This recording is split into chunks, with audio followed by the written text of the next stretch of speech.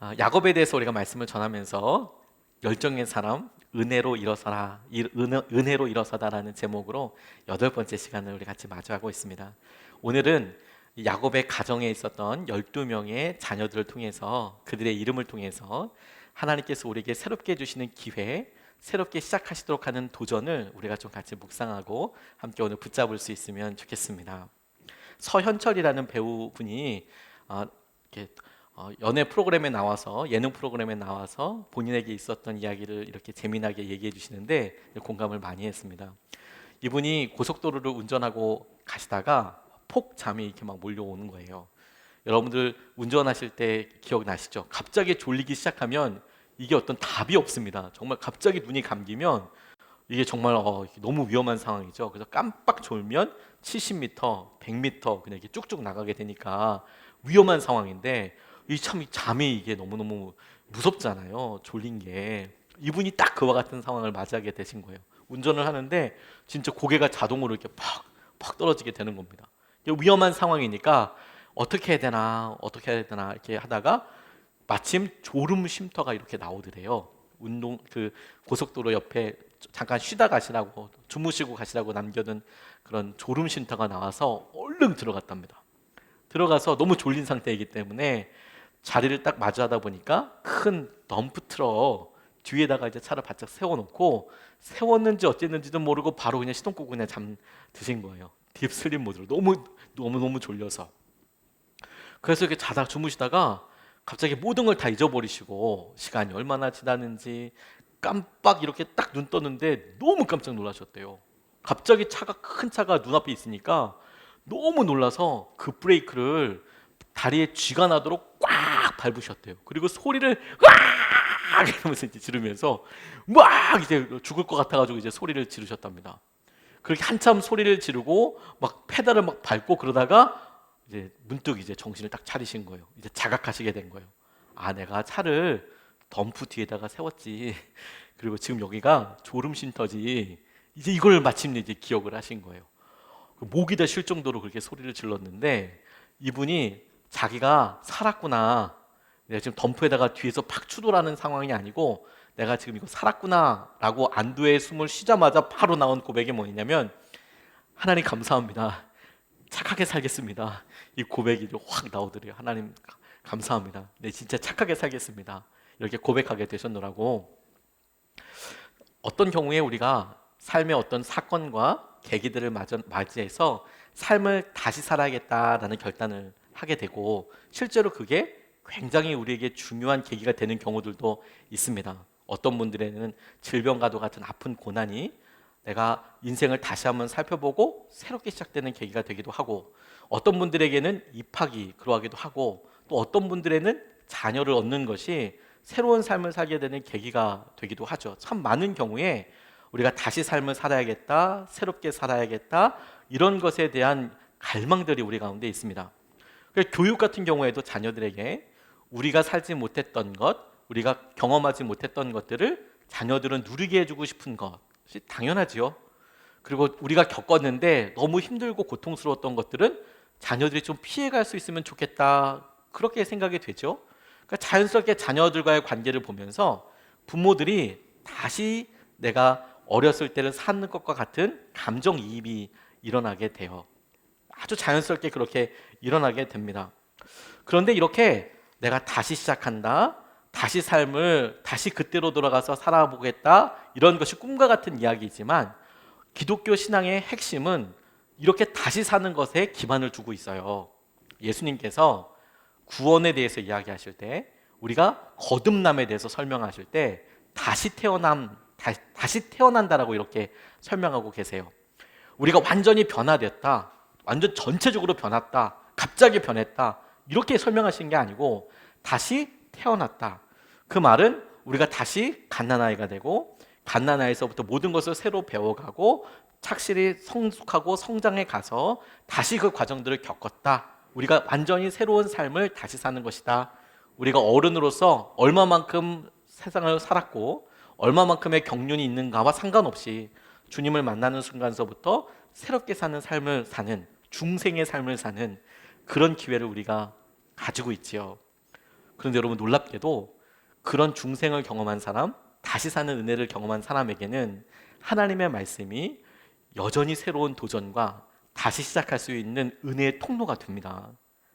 한 번 주님께서 그렇게 생명을 경험하게 하신 그 사람들에게는 약속이 여전히 실제여서 하나님이 새로운 기회들을 우리에게 계속해서 주세요. 죄에 넘어질 때마다 다시 일어서도록, 우리가 무너질 때마다 다시 붙잡고 서도록, 무너진 관계를 놓고 다시 붙잡고 일어설 수 있도록 기회를 주세요. 야곱에게 그런 기회가 있었다고 싶습니다.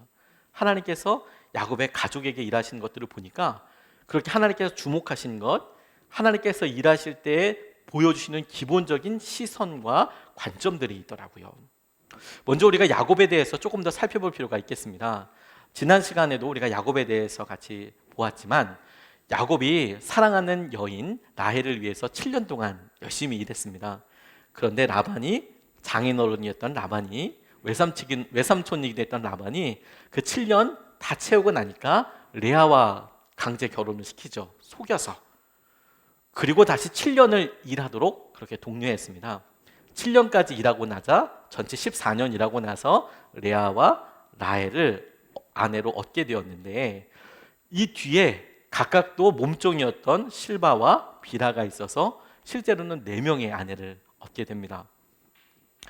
레아가 먼저 자녀를 낳기 시작해요. 먼저 루벤, 시므온 같이 4명의 아들을 낳고 나니까 라헬이 마음이 급해졌어요. 그래서 자기와 친밀했다고 여겨지는 빌하를 야곱에게 아내로 얻으라고 그렇게 이야기해서 그 몸종으로부터 얻은 아이를 자기 아이라고 삼으면서 위로를 삼으려고 했습니다. 그래서 2 아들을 또 얻었어요. 그러자 레아도 마음이 달아올랐나 봅니다. 자신의 몸종이었던 실바를 역시 아내로 드리라고 이야기하고 실바에게서 2 아들을 또 얻습니다. 그리고 또 놀랍게는 레아가 다시 2 아들을 또 얻어요. 그렇게 10명의 아이를 낳게 되었을 때 하나님께서 라헬에게도 비로소 아들을 주세요. 그러니까 받다라 말하면서 12명의 자녀를 얻게 되는데, 베냐민은 고향으로 돌아가는 사이에 태어났으니까 베냐민을 빼더라도 오늘 말씀을 30장을 다 읽어보면 딸 아이가, 다나라는 딸 아이가 또 한 명 태어납니다. 그래서 총 12명의 자녀들이 태어나는데 그 자녀들에 대해서 이름을 이렇게 정해주고 그 이름이 기가 막힌 믿음의 고백이자 간절한 바람이 이렇게 나타나 있어요. 또 특징적인 것은 이 이름을 야곱이 지어주지 않고 레아와 라헬 같이 엄마들이 이름을 지어주는 거예요. 이게 왜 그랬을까 조금 고민해 보면 당시 목축업의 형태가 방목이었다는 것을 생각해 보면 이해가 될 수 있습니다. 지금이야 여러 부대 시설들이 마련되어 있으니까 이제 사료를 만들 수가 있고 가축들을 먹일 수가 있는데, 우리 안에 넣어둘 수가 있는데, 당시만 해도 일단 소떼를 풀어놓고 양떼를 풀어놓고 염소떼를 풀어놓는 거죠. 그래서 땅에 자라난 풀을 다 먹고 나면 물이 있는 곳을 따라서 또 풀이 있는 곳을 따라서 이 양떼들이 다 이동해야 하는 상황이었어요. 그러니까 봄이 와서 풀이 나기 시작하면 처음에는 집 근처 그 동네에서 잘 먹다가 거기 풀이 다 떨어지면 조금 더 멀리 그러다 보면 엄청 멀리 가게 되는 거죠. 그러면 쉽게 집으로 돌아올 수 없는 거리까지 가게 되는 일들이 많이 있다 보니까 아마도 야곱이 아내들이 출산할 때 옆에 없었던 것 같아요. 추측하건대.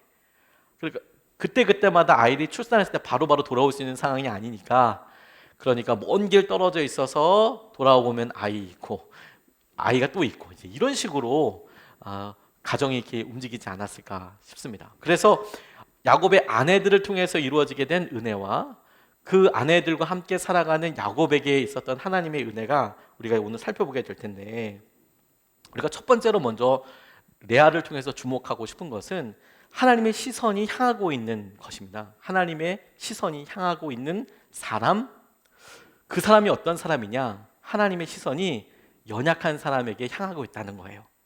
하나님의 시선이 연약한 사람을 향하고 있더라. 31절 32절 말씀을 보면 주님께서는 레아가 남편의 사랑을 받지 못하는 것을 보시고 레아의 태를 열어주셨다. 라헬은 임신을 하지 못하였으나 레아는 마침내 임신을 하여 아들을 낳았다. 그는 속으로 주님께서 나의 고통을 살피시고 나에게 아들을 주셨구나. 이제는 남편도 나를 사랑하겠지 하면서 아기 이름을 르우벤이라고 하였다. 이렇게 이야기합니다.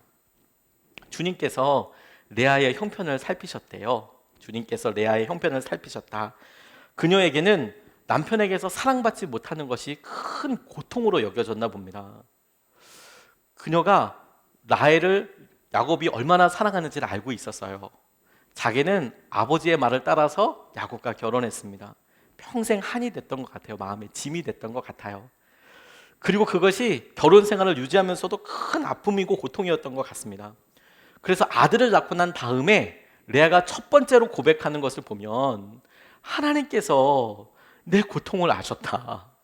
내 고통을 보셨다.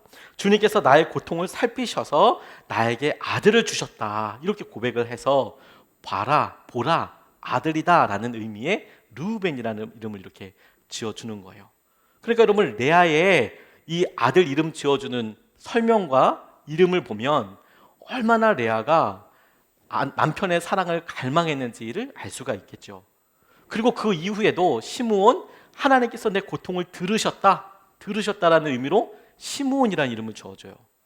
하나님께서 이런 여러 일들 가운데 남편과 나를 결합하게 하셨다. 아주 끈끈하게 다시는 끊어놓지 없게 이렇게 묶으셨다라는 의미의 레위라고 지어주기도 하고, 비로소 내가 주님께서 승리하게 하시는 것을 경험한다. 찬양한다 주님을. 찬양이라는 의미의 유다라고도 지어줍니다.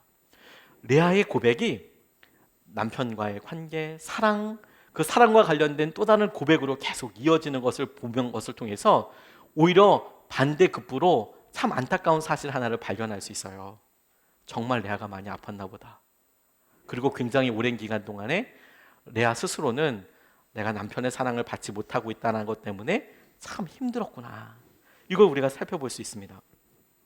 라헬에 비한다면 라헬이 그렇게나 소원했던 아들을 라헬보다 훨씬 앞서서 6명이나 갖게 됐거든요. 처음에 4명, 나중에 2명 더 얻게 돼서 요셉이 태어나기 전에 레아는 6명이나 되는 아들을 직접 낳았음에도 불구하고 마음속에 그런 고난과 어려움이 있었어요. 근데 그와 같은 어려운 상황에 대해서 성경은 이렇게 설명하고 있는 거예요. 그녀의 고난에 대해서, 고통에 대해서 31절 말씀을 다시 보면 주님께서는 레아가 남편의 사랑을 받지 못하는 것을 보시고 라고 나와 있어요. 레아에게 있어서 가장 커다란 아픔이 뭐였다고요? 남편에게서 사랑을 받지 못하는 것을 되게 힘들어했는데 하나님께서 레아에게 은혜를 베푸신 이유가 뭐였다고요? 레아가 남편으로부터 사랑을 받지 못하는 것을 보시고 라고 이야기하는 거예요. 레아에게 있어서는 평생 마음의 아픔이죠. 하나님, 내게 다 있어도 그거 하나 없기 때문에 내 인생이 너무 힘듭니다. 너무 아픕니다. 그거 하나 허락해 주시면 완벽해질 것 같고 내게 있어서 그거 하나만이 소원입니다. 그런데 그것 때문에 레아가 평생 고통스럽고 힘들어하는 것 같은데 아이러니하게도 하나님께서는 그 연약한 모습, 그녀가 그것 때문에 고통스러워하는 것을 보시면서 은혜를 허락하여 주시고 끊임없는 시선으로 연약한 레아를 보고 계셨다라는 거예요. 그리고 축복하여 주셨다라는 거예요. 이것이 우리에게 굉장히 중요한 의미와 메시지를 준다고 생각하게 됐습니다.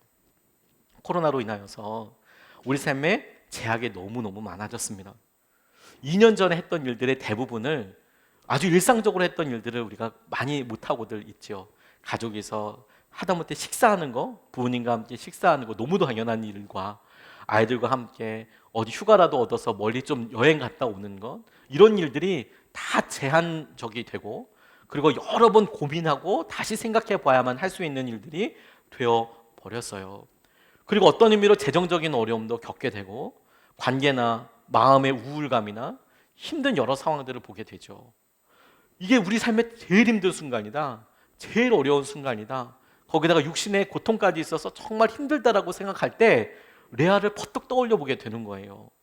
아, 지금 이럴 때가 우리에게 하나님께서 제일 가까이 계시는 순간이구나.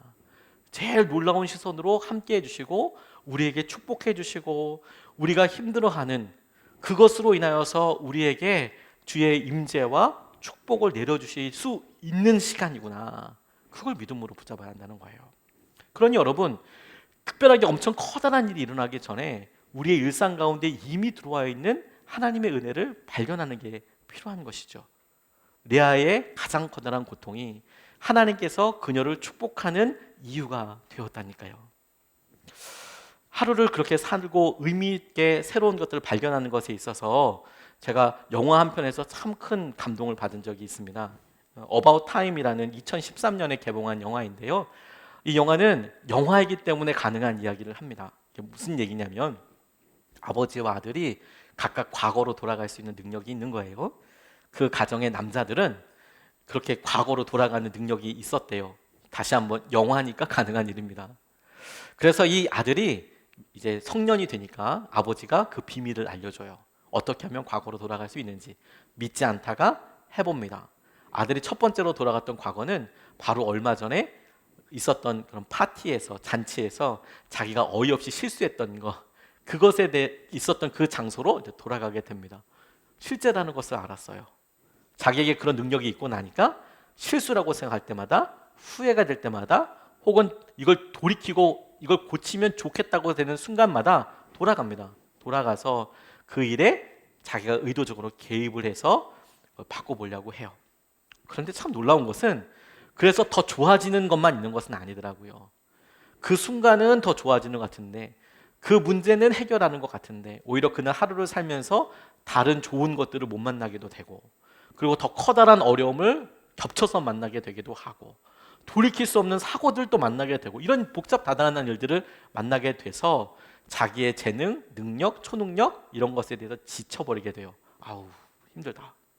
그러던 어느 날 아버지랑 같이 어떻게 하면 하루를 행복하게 보낼 수 있는지, 그 행복의 방법에 대해서 배우게 돼요. 아버지가 그러더라고요. 아버지가 나중에 죽을 병에 걸리는데 그거에 대해서 돌이킬 수 없으니까 아들한테 이렇게 충고하더라고요. 하루를 그냥, 일상의 하루를 그냥 살아라. 일상의 하루를 똑같이 그냥 살아라.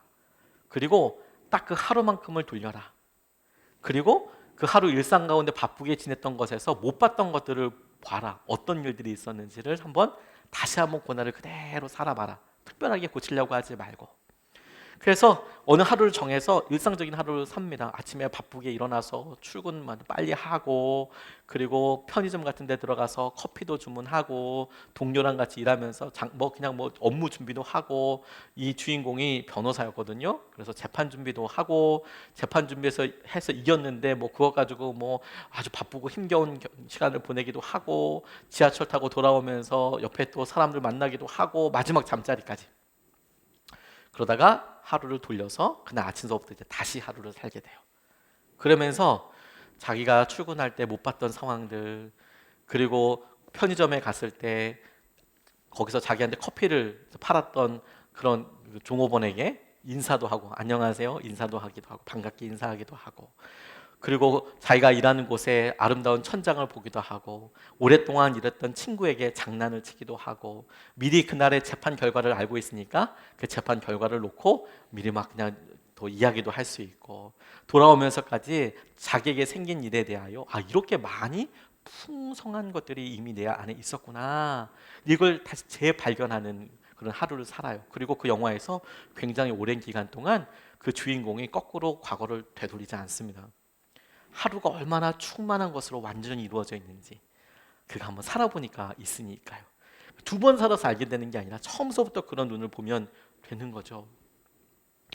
레아에게 가장 커다란 아픔이, 그녀는 계속 그게 아픔이고 고난이라고 생각했지만 하나님은 계속해서 레아를 축복하실 수밖에 없는 통로였어요. 시선 하나만 바뀌면 우리를 정말 힘들게 하고 어려워하는 것들이 하나님께서 우리를 계속 붙잡고 쓰실 수밖에 없는 통로가 되고, 주님께서 우리를 끊임없이 일으켜 주실 수밖에 없는 그런 주님의 은혜가 되는 거예요. 주님께서 레아를 통해서 우리에게, 하나님께서 당신의 시선을 연약한 사람에게 보고 계신다, 주목하고 계신다라는 것을 붙잡게 하신다고 싶습니다. 두 번째도 똑같은 시선으로 라헬을 보게 합니다. 똑같은 시선으로. 하지만 약간의 차이가 있어요. 22절, 23절 말씀을 보면 라헬이 이렇게 이야기합니다. 창세기 30장 22절 23절 말씀인데요. 하나님은 라헬도 기억하셨다. 하나님이 라헬의 호소를 들으시고 그의 태를 열어주셨다. 그가 임신을 하여서 아들을 낳으니 하나님이 나의 부끄러움을 벗겨주셨구나 하고 생각하였다. 이렇게 말씀합니다. 라헬은 야곱의 사랑을 듬뿍 받고 있었어요. 레아가 그렇게 바라던 남편의 사랑을 라헬은 너무 당연하게 받고 있었습니다. 그걸 라헬 자신도 알고 있었어요. 누군가의 사랑을 받는다는 것은 참 기쁜 일이고 자신감이 있죠. 근데 여러분, 이 22절 말씀에 하나님께서 라헬을 기억하셨다라고 이야기할 때 하나님이 기억하신 라헬의 모습은 어떤 모습이었을까요? 이렇게 질문해 보게 됐어요. 성경 말씀에 간단하게 묘사되어 있는 레아와 라헬의 외모는 레아보다 라헬이 예뻤을 것이라고 추측할 수 있는 단어들이 막 이렇게 있어요. 라헬이 예뻤을 것 같다. 실제로 야곱이 또 라헬을 좋아하잖아요. 그런데 많은 시간이 흘렀습니다. 레아가 먼저 아이를 낳아요. 그렇게 4명의 아이를 낳습니다. 아무리 빨리 낳는다고 해도 쌍둥이가 아닌 한 4년은 아마 좋게 걸렸을 겁니다. 그러자 라헬이 자기 몸종 빌하를 줘서 2명의 아이를 갖게 합니다. 아마 6년이 걸렸을 겁니다. 거기에 뒤질세라 실바를 다시 또 레아가 아내로 줘요. 다시 2 아들을 낳습니다. 그럼 벌써 대략 8년, 겹쳐 잡아도 8년. 그리고 다시 레아가 또 2명의 아이를 낳아요. 그리고 요셉이 태어납니다. 그 창세기에 보면 라반과 야곱이 이야기하는 장면 보면 그 장면에서 요셉을 낳고 난 다음에 돌아가겠다고 이야기하니까 라반이 그가 받아야 될 임금, 돈에 대해서 협상하는 장면이 나오거든요. 그러니까 요셉이 태어나고 난 다음에 떠나려고 했다라고 나와 있는데 그것이 앞뒤를 꼼꼼히 읽어보면 정확하게 14년인지 20년인지가 정확하지는 않습니다. 근데 대략 우리가 확신할 수 있는 것은 적어도 그 20년 안에 7년이라고 6년이랬던 그 20년 안에 자녀들이 12명이나 되었던 거거든요. 그런데 그 앞서 굉장히 많은 시간을 라헬은 기다려야만 했습니다. 자녀가 없었어요. 그러니까 라헬에게 있어서는 하나 있으면 좋겠는데 하나. 그걸 오랫동안 기다리는데 문제는 처음에 그녀가 아주 찬란하고 젊고 예쁘고 그리고 언제든지 자기가 다른 사람들과 비교했을 때 빠지지 않는다고 생각했던 그때는 이미 넘어선 거예요. 이미 언니가 아이를 6이나 낳았고요. 그리고 아이를 낳은 아내가 이미 2이 더 있어요. 그러니까 자식으로 본다면 당시에 아주 단순한 비교이지만 자식으로 본다면 비교할 수가 없어요. 비교할 수 없어요. 그래서 요셉을 낳고도 자기가 하나만 더라고 이야기한 이유도 딴 사람들 다 2명 낳았잖아요. 6명 낳았잖아요. 그렇게 생각해 보면 자기 마음속에 갈망을 알 수 있겠죠. 그러니 라헬이 찬란하고 예쁘고 비교했을 때 아주 비교 우위에 있을 때는 하나님이 마치 응답하지 않으시는 것 같았어요. 그에게 침묵하시는 것 같았어요. 근데 언제 그녀를 기억하셨어요? 10년이나 훨씬 지나고 결혼해서 10년 지나고 나서 더 이상 부부 사이의 말과 행동에 있어서 신혼 때의 아름다움과 그때의 관계를 찾기 어려운 시기를 지나서 이제는 자녀를 갖는 데 있어서 참 많은 사연과 너무 많은 상처랄까? 그런 것들이 생기고 난 다음에 더 이상 어떻게 할 수 없는 시기가 되었을 때 하나님께서 비로소 라헬의 호소를 들으셨다고 나와 있어요. 그리고 라헬을 기억하셨습니다. 하나님이 기억하셨던 라헬은 찬란했던 라헬이 아니에요. 그가 아들 하나 간절히 소원하는 것이 이루어지기 위해서 기도했지만 침묵하고 인내하고 또 넘어서야 하고 또 인내하고 넘어졌다가 다시 일어서야 하고 다시 일어서야 하고 그렇게 좌절했던 그 나약한 라헬을 하나님께서는 기억하셨다라고 저는 믿습니다. 하나님께서 라헬이 그렇게 연약해지고 그렇게 간절한 마음이 될 때까지 기다리셨어요. 이와 아주 비슷한 삶을 살았던 여인이 한 명 더 나옵니다. 한나예요. 한나에게는 남편 엘가나가 있었습니다. 한나에게는 자녀가 없었어요. 그래서 엘가나에게는 한 명의 아내가 더 있었습니다. 분인나라는 아내가 있었습니다. 그런데 성경이 이 한나와 분인나 사이의 관계를 두 가지 단어로 참 아주 적나라하게 묘사하고 있어요. 하나, 개역 한글판 성경에는 둘이 분인나를 설명할 때 한나의 적수였다라고 이렇게 표현하고 있어요. 적이었다, 원수였다. 이제 이런 느낌으로 설명을 합니다. 그러니까 사사건건 마음을 너무 어렵게 하고 힘들게 하는 분인나가 나는 아들 있고 나는 자녀 있는데 자녀 없네, 아무것도 없네.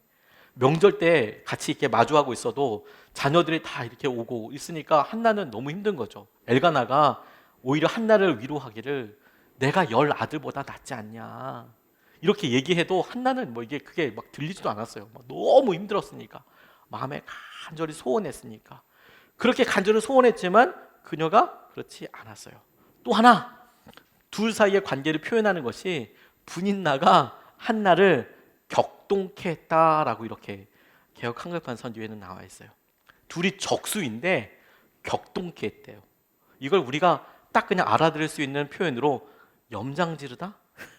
우리 마음을 막 뒤집어 놓도록 내가 뭘 싫어하는지 힘들어하는지 마음의 감각과 생각을 막 그냥 생떼같이 다 일으켜지는 말로 힘들게 하는 그런 관계였다는 거예요. 그녀가 매번마다 그렇게 힘들었습니다. 그런데 하나님께서 분인나를 쓰셨어요. 한나가 어떻게 할 때까지? 한나가 성전에 와서 엎어져서 기도할 때까지 분인나를 통해서 계속 찌르셨어요.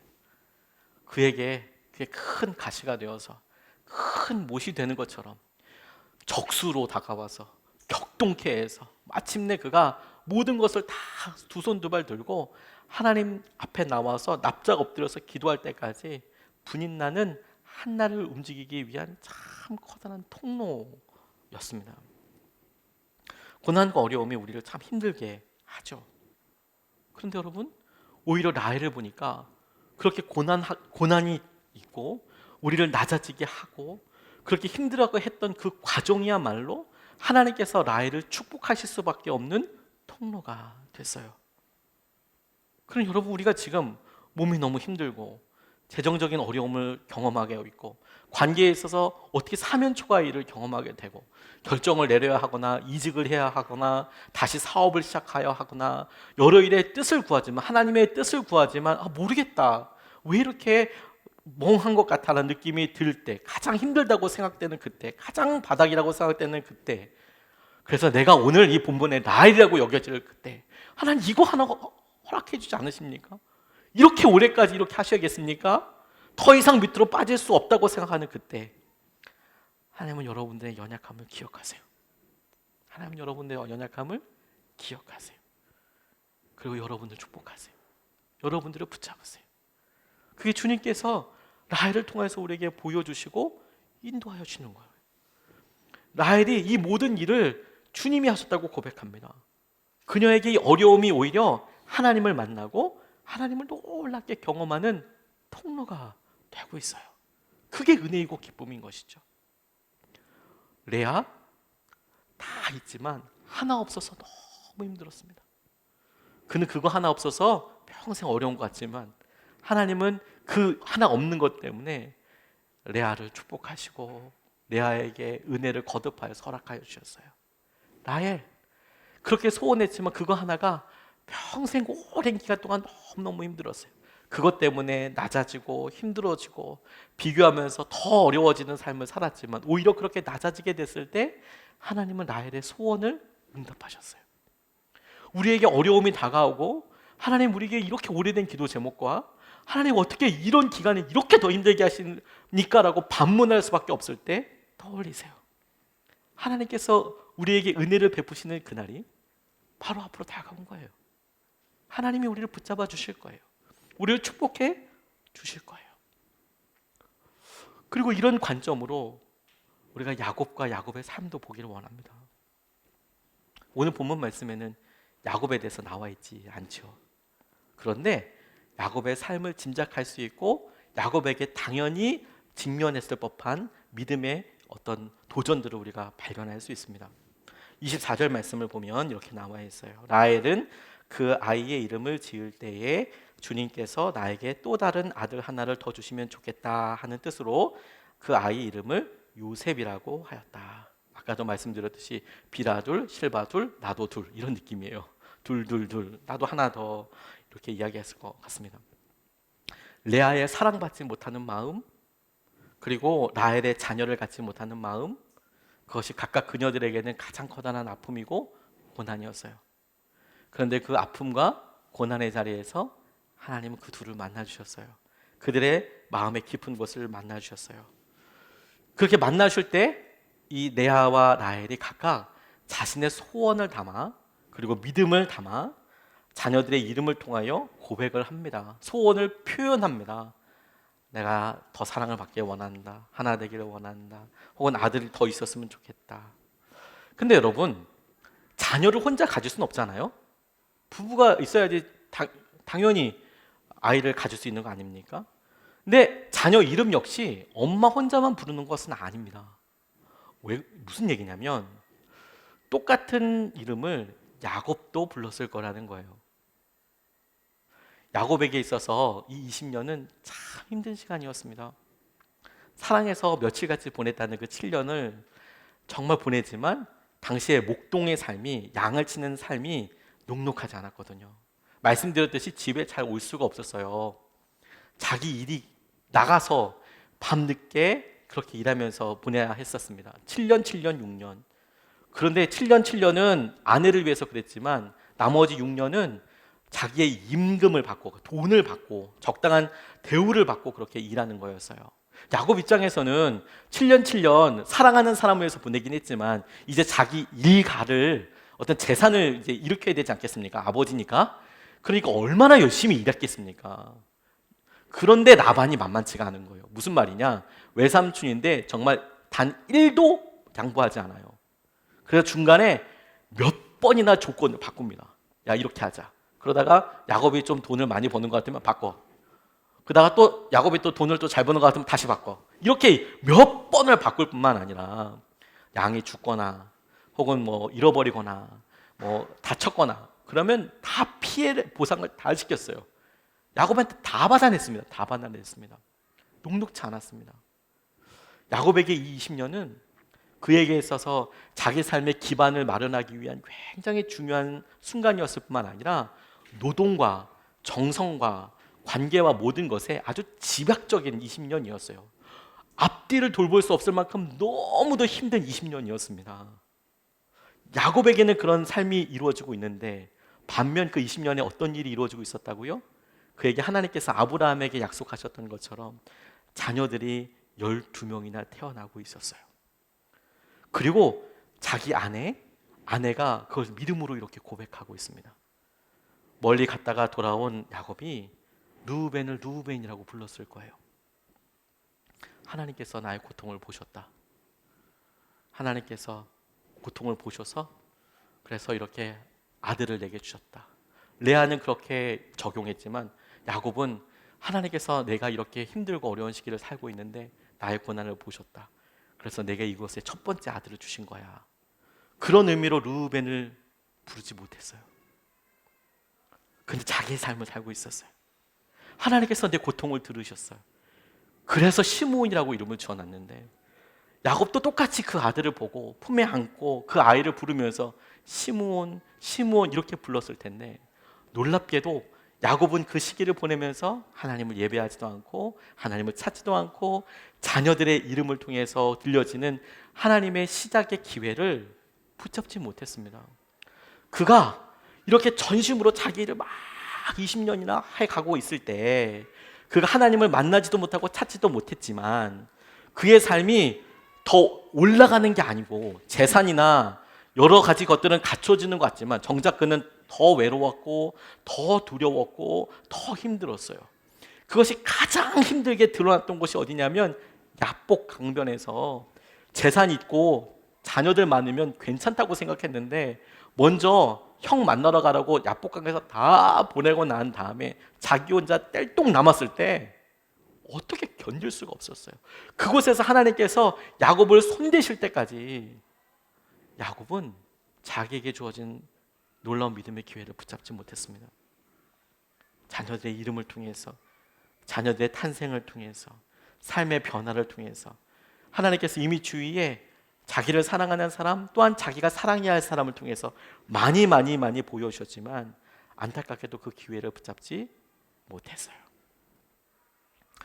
여러분, 우리가 점점 하루하루 인생에 익숙해질수록 안타까운 것이 흰머리뿐만이 아니라 팔자주름뿐만이 아니라 기회가 사라진다는 것이 참 아쉽지 않습니까? 우리가 저희가 우리 자녀들을 보고 그래도 다시 시작할 수 있다는 게 진짜 축복이다. 재수라도 할 수 있고 다시 뭔가를 할 수 있다는 게 참 축복이다. 근데 어느 순간에 직장에 들어가서 처음에 들어갈 때는 그렇지만 그 일을 10년, 20년 하고 나면 직장을 바꾼다는 게, 직종을 바꾼다는 게 참 쉽지가 않죠. 다시 시작한다는 게 내게 그런 기회를 내가 얻을 수 있을까?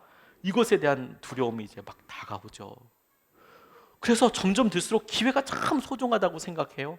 그래서 놓쳐버린 기회를 내가 느낄수록 뼈저리게 마음에 새겨질수록 내 자녀에게는 적어도 그런 기회를 줘보려고, 그렇게 열어주려고, 심지어 무리해 가면서까지 그렇게 하려고 하는 거 아닙니까? 그 기회가 얼마나 소중하다는 걸 아니까, 그 기회가 얼마나 값지다는 걸 아니까. 그게, 그런데 아이들이 그걸 안 잡고 막 퍼적퍼적 이렇게 버리듯이 막 흘려보내면 너무 아깝잖아요. 너무 아깝잖아요. 근데 우리도 똑같이 그렇게 시간을 보내고 있겠다 싶었어요. 저희 교회에서 3월 달서부터 일부 예배를 드리고 있습니다. 보통이라면 2부, 3부 예배가 꽉 차서 더 이상 예배 드릴 공간이 없으니까 일부 예배 드려요. 아마 저희가 코로나 없었으면 그렇게 됐을 것 같은데요. 근데 코로나 딱 만나면서 저희들 인원 제한대로 그대로 잘 지키면서 예배하고 있습니다. 우리가 그것은 믿음의 상식이라고 생각하니까요. 근데 그러다 보니까 일부를 생긴 게 아니고요. 처음에 일부를 위해서 기도하면서 어렵고 힘들 때일수록 하나님께서 한 명 예배자를 정말 찾으실 텐데, 그 한 명 예배자를 위해서, 그 한 명이 드릴 수 있는 기회에 대해서, 그 한 사람이 하나님을 찾을 수 있는 기회에 대해서 그게 열려있는 게 너무너무 중요한 거구나. 어려울 때는 우리가 많이 모일 수 있고 한꺼번에 많이 모일 수 있는 아무 제한이 없을 때, 그런 때는 이렇게 생각 못했어요. 오히려 교회에 성도들이 늘고 이런 것 쪽에서 생각했지만 그게 아니라 우리가 한두 사람이 모여도 주님께 드리는 예배잖아. 그렇다면 한두 사람이어도 예배 드리는 게 너무너무 중요하겠네. 기회가 소중한다는 걸 아니까. 젊은이 예배도 청년들이 저희 교회 1000명이어서 모이는 게 아니라 기회가 너무 소중하다는 것을 아니까. 그러니까 코로나 지금 이 시기 때는 우리가 이렇게 예배를 신설하고 예배를 더 드리는 이유가 적어도 부흥 때문이 아니라 이거 하나님 때문에 하는 거구나. 이거 예배 때문에 하는 거구나. 우리 스스로가 우리에게 그 기회가 얼마나 소중한 건지 아니까요. 은혜의 순간과 고백들을 우리가 놓치지 않는 게 너무너무 중요한 거죠.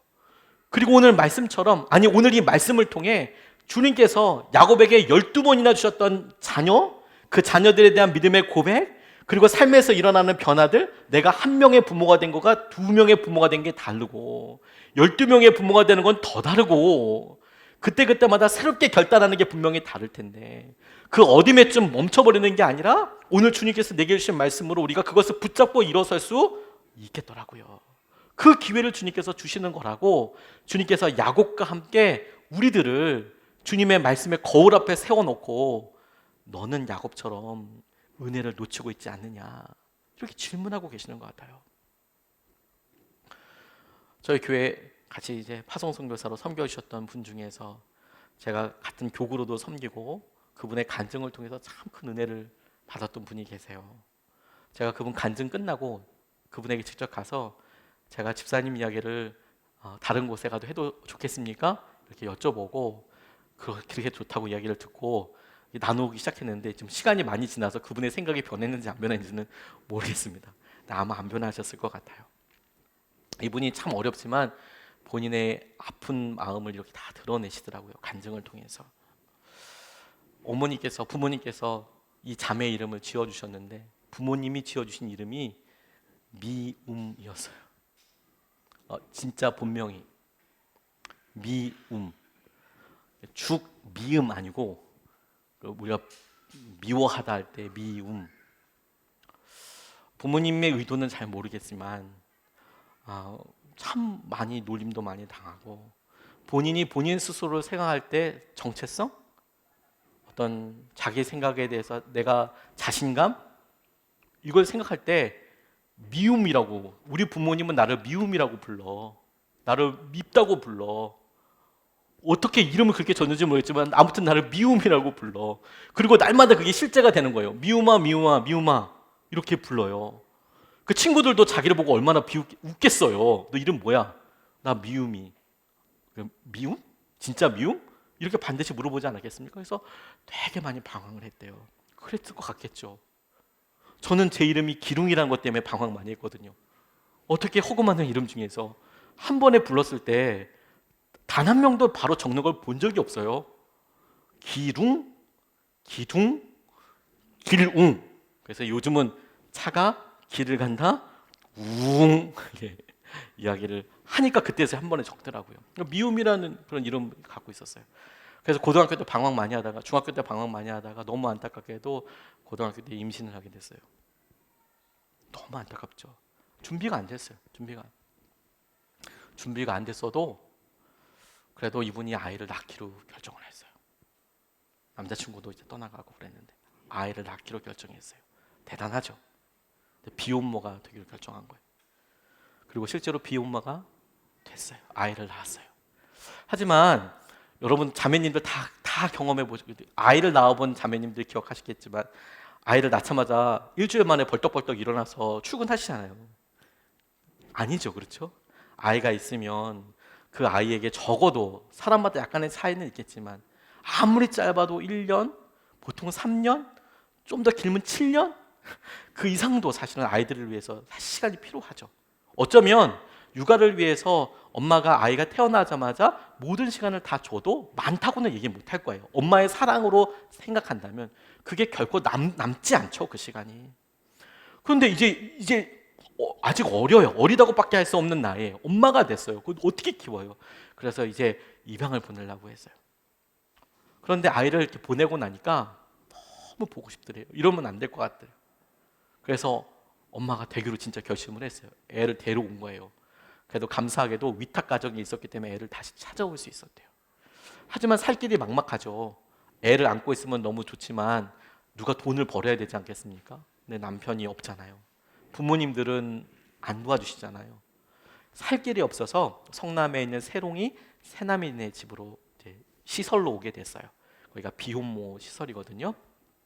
거기에 있으면서 이제 아이를 이제 키우는데 당장 이제 얼마 정도 아이를 키우는데 전념하는데 마침 거기에 이제 방문한 여러 집사님들, 권사님들이 사랑으로 녹여내고 말씀을 전하고 그래서 복음 가운데 예수님을 만나게 됐어요. 예수님을 영접하게 됐어요. 그리고 이분이 세례를 받게 됐어요. 마음에 결단하고 여러분이 받으셨던 십주 양육을 받으시고 내가 예수님을 구주로 영접하고 세례를 받는 그날에 나와서 이렇게 간증을 하시더라고요. 근데 그 간증 내용에 너무 마음 아픈 그런 내용이 이것이었습니다. 자신의 부모는 자신에게 미움이라는 이름을 지어줬다는 거예요. 미움이라는. 그런데 자기가 아들을 낳고 이 아들로 인하여서 자기는 이제 자유의 대부분 그리고 시간의 거의 대부분 사랑과 에너지의 거의 대부분이 다 이제 이 아들에게 다 갈 수밖에 없잖아요. 아들을 어디다 둬야지 어디 직장을 나가고 이렇게 하는데 도와줄 사람이 없으니까 먹고 나가기는 쉽지 않잖아요. 그런 직장이 많지도 않고요. 그러니까 많은 것이 이제 미래를 생각하기도 참 되게 난감하고 여러 자매님들이 자녀를 낳고 양육하고 미래에 대해서 한 번쯤 고민해 봤을 때의 어떤 맥시멈? 왜냐하면 남편이 없는 상황이니까 그 집에서 아무것도 안 하는 남편도 없으니까 그러니까 이제 진짜 막막한 그때 이 아이를 품에 안고 하나님을 드디어 보게 된 거예요. 그래서 이분이 이렇게 고백해요. 내 부모님은 나한테 미움이라는 이름을 지어주셨지만 나는 우리 아이에게 아들에게 평화라는 이름을 지어줬다는 거예요. 평화. 그리고 자기 성을 주고 엄마의 성을 주고 평화라고. 너는 어느 곳에 가든지 미움이 아니라 평화로 살게 될 거라고. 평화를 삼게 될 거라고. 세례받은 것이 그분에게 있어서 외적인 것을 변하게 한 건 아무것도 없었습니다. 여전히 비혼모고, 여전히 직장을 얻으려면 많은 고민이 보통 가정에 있는 것보다 거의 3제곱, 4제곱을 해서 더 생길 수밖에 없고, 에너지도 더 많이 들고, 그냥 고백 하나가 바뀌더라고요. 기회 하나를 잡더라고요. 평화. 그리고 본인 이름도 세례와 함께 바꾸더라고요. 은혜가 다시 시작하게 될 거라고. 시작된 은혜. 하나님께서 그렇게 붙잡아 주시더라고요. 우리 가운데 주님께서 야곱과 함께 이렇게 세우시면서 다시 고쳐 질문하세요. 사랑하는 아내, 사랑하는 남편, 때로는 우리 자녀들을 통해, 그리고 우리 교우분들을 통해 하나님이 어떻게 살아계신지 우리가 듣습니다. 우리가 알아요. 그리고 그걸 우리가 고백하죠. 야, 르우벤이라고, 시므온이라고, 요셉이라고, 유다라고, 납달리라고, 갓이라고, 단이라고. 그리고 우리도 심지어 그걸 불러요. 저게 은혜네. 그런데 우리는 그걸 막상 누리지 못하는 거예요. 그걸 내 꼴로는 삼지 못하는 거예요. 야곱처럼 주님께서 우리를 거울 앞에 세우시고 흔드시는 걸 하고 싶어요. 여러분, 고난 가운데 있다면, 어려움 가운데 있다면 레아를 기억하세요. 그 어려움이, 고난이 하나님께서 여러분들을 축복하시는 통로예요. 여러분, 오랫동안 응답이 안 된 기도가 있다면 라헬을 기억하세요. 주님께서 그 기도로 인하여서 낮아지고 겸손하고 더 깎여졌을 때 하나님께서 그를 기억해 주셨어요. 잊혀지지 않았어요. 기억해 주셨어요. 하나님께서 이 둘을 통하여 야곱의 가정에 자녀들을 주시고 앞으로 민족을 이루게 될 꿈도 이루어 가실 뿐만 아니라 야곱에게도 똑같은 믿음의 고백을 듣게 해주셨어요. 하지만 야곱은 듣지 못했습니다. 아니, 부르고는 있지만 그것을 자신의 기회라고 붙잡지 못하고 연명하는 것에 열심히 그 시간을 보냈습니다. 하지만 그의 문제가 진짜 해결됐던 것은 그의 열심으로 해결된 것이 아니라 하나님 앞에 서게 됐을 때에 해결됐습니다. 오늘 주님이 이 말씀을 통해서 우리에게 12번째 새로운 시작을 도전하시는 것이라고 우리가 같이 붙잡고 기도하고 싶습니다. 우리가 찬양하고 이 시간에 같이 기도하겠습니다. 우리 가운데 붙잡고 있는 주인이 있어요. 우리가 레아에게 있어서는 남편 사랑, 그리고 라헬에게 있어서는 아들 하나, 자녀 하나, 그거 못 나서 막 엄청 힘들고 오랫동안 힘들고 막 그러죠. 야곱에게 있어서는 내가 있어야 될 생업, 내 계획, 그거 못 내려놓고 어려움 당해요. 하나님이 그거를 내려놓는 순간 묘하게 딱 보십니다. 하나님 살아계시고, 하나님 우리 다스리시고, 하나님 우리 주목하시고, 하나님 우리 듣고 계시고, 하나님 우리 기억하고 계시고, 심지어 하나님 우리 부르고 계세요. 찬양하고 같이 함께 기도하겠습니다.